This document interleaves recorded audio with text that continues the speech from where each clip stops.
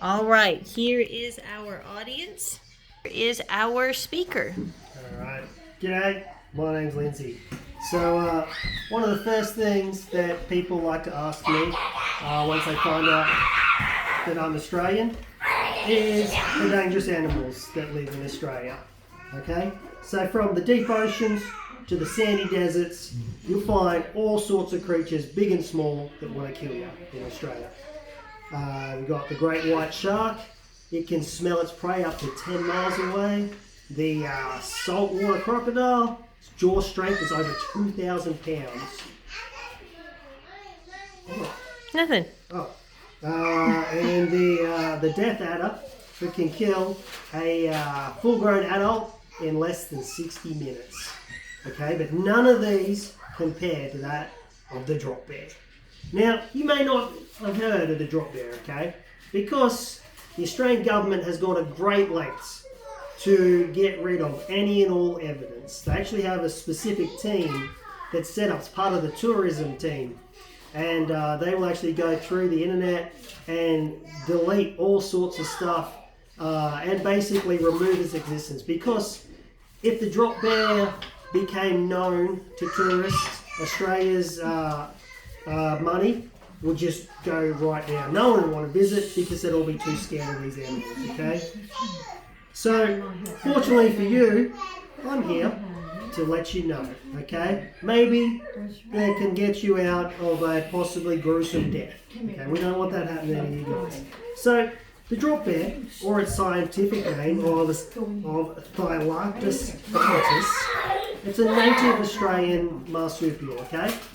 Now, it's cousins to the koala, but where the koala actually evolved to be a nice, soft, cuddly koala that feeds on leaves, the ones you've seen, the drop bear is actually more old school. It didn't really evolve as much, so it's kept a lot of its predatory and aggressive tendencies. So they're much bigger, they're a lot more aggressive, and they have massive claws, okay? That's to help both defend them and attack their targets. So it actually got its name by its hunting tactics. So what the drop bear will do is it'll sit up in the treetops and wait for its prey to walk underneath. And then once it comes underneath, they'll drop down from the treetops from possibly 8 to 10 meters high, land on its target and attack it. Now, if the initial drop doesn't take the creature out, its target, it'll attack, it'll bite at the neck and try to pierce the target's aorta and bleed the target to death, is basically how it works. Now, there is several different repellents that are believed to help in repelling these creatures. Firstly, being Australian, statistics show that Australian residents are much less likely to be attacked.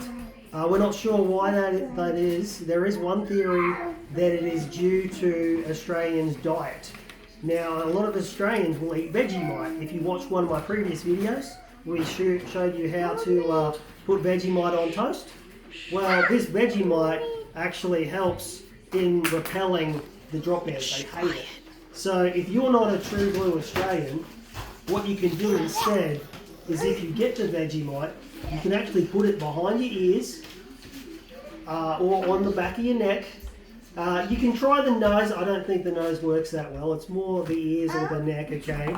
And it'll actually deter the drop bears when you walk under. They can't stand the smell. True blue Australians, they already have it in their blood. If you're a tourist, you're going to have to take the other option there.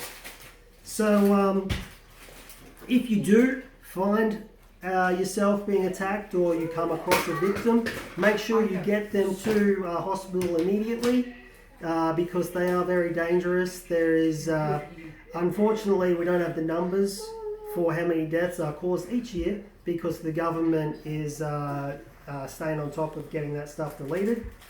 But it is quite dangerous. We do lose quite a few people each year, and it's not good for tourism. It's not good for the locals either.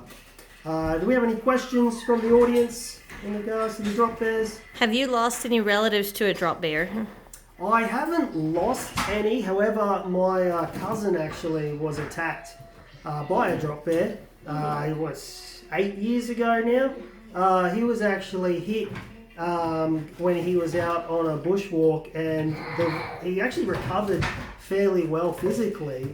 However, what happened is he now has a lot of mental issues, and he's starting to get neck issues from constantly looking up when he walks outside because he's so scared that it'll happen again.